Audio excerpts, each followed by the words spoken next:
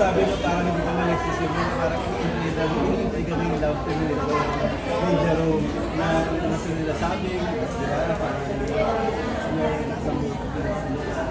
Of course, hindi naman natin i-close yun. Minahal naman nila yung characters bilang Juanito at Carmelita or Carmela. Sabi mo talaga kami ni Leandro. Kung kami magkaroon ni Leandro, of course, di ba? Maraming salamat kasi nakakataba ng gusto yung gano'n na yung nagmamahal sa amin. Nakita ko kanina doon sa stage yung support ang dalawa kay Jerome during that time na may mga hugot siya doon sa mga hindi sa Saskat, ano lang yung parang comedy about that sa sinabi. And yun dapat actually sila yung pinaka-dapat yung pinatanong regarding sila yung nagbibigay sa mga advices. Dahil ako hindi na lang nila nagkaroon ako ng medyo kaba. Dahil sila yung parang naging support kasi. Pero yung Ikaw? At the end of the day, bawal tayo. So, kung masabihin tayo ng masakit, malamang makakamdaman natin. Kahit ikaw naman, you're not a good in what you do. And again, you have to work on whatever distribution mo eh. Kasi it's the outside noise. If you're aiming to be the best, marami talagang ingay na ma-realize sa paligid. It's part of the challenge. Sabi ko nga sa kanila, use it as your fuel para maging napaka-team. Hindi naman sila pagkakatiwalaan ng wala sila. There's a reason why they do it.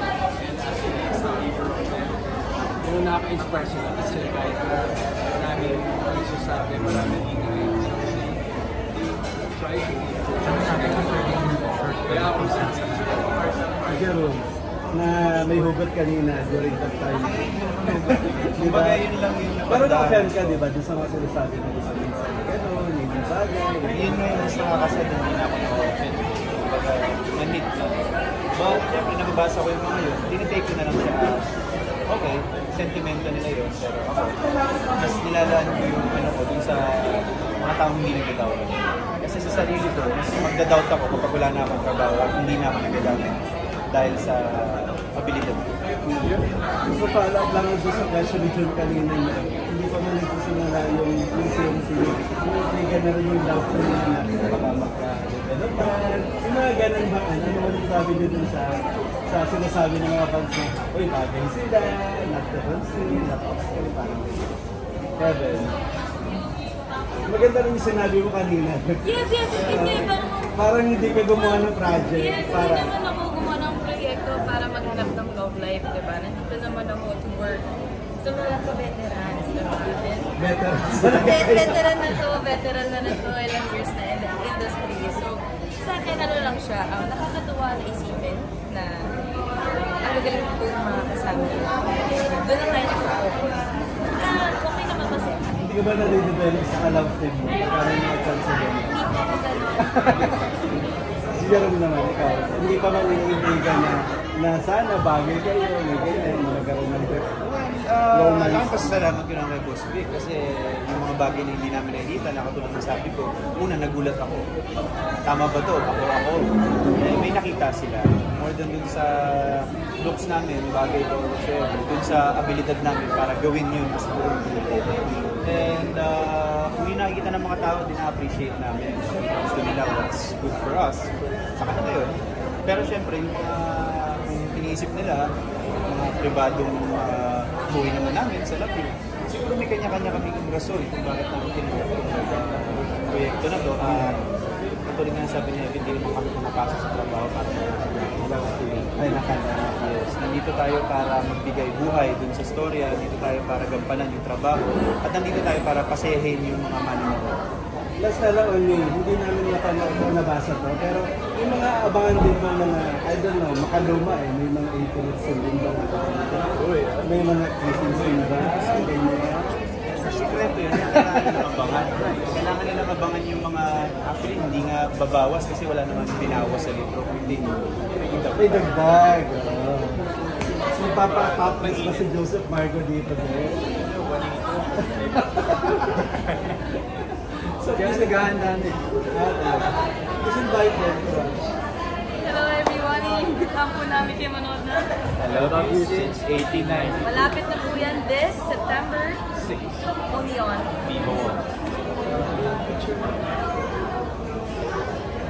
Excitement naman po sa part na dahil part po ako ng script, so aware po ako kung ano po yung mga magiging eksena and binabahagi po nila sa akin yung mga shooting, taping, shots, ganyan. At sa puntong yun, lagi ko po naiisip, kailangan din po natin unawain yung mga readers and yung mga fans na nag-aabang kung bakit nagiging ganoon yung sentimento nila kasi wala po silang kumbaga idea kung ano po yung nangyayari behind the scene. Wala naman pong umiikot ng mga leaks or nag-leak yung script, ganyan. Kumbaga, looking forward po ako sa magiging result ng pinaghirapan po nila direct at ng cast.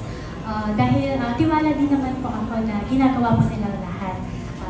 Kumbaga, ramdam ko po yung passion nila sa proyektong ito at sa oras na ma-release na rin po yung series, ayun po, kumbaga, excited din po ako ibahagi sa inyo yung pinaghirapan din po nila.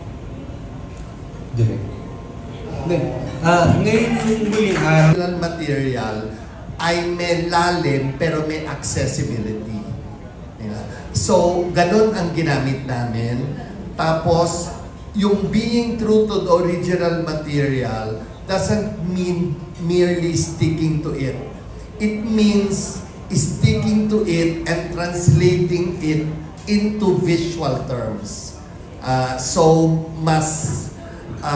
Ito ay ayon sa kung ano ang pananaw ng produksyon, kung paano palalawigin ang original material ni Binibining Mia. Gusto ko lang sabihin na lahat kami ay storytellers. And we take our responsibility as storytellers seriously. At para sa mga kaibigan ko sa press na nakasama ko sa journey ko bilang direktor, at 34 years na ako halos na direktor, mahal na mahal ko ang propesyon ng pagkukwento.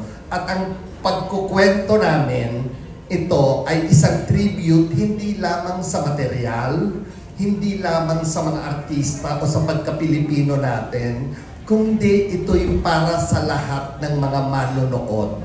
Saan man sulok ng mundo sila naroroon. Simply because ang ikinikwento ng I Love You Since 1892 ay tungkol sa pag-ibig. At bilang storyteller, yan ang pinakamasarap ikwento sa lahat.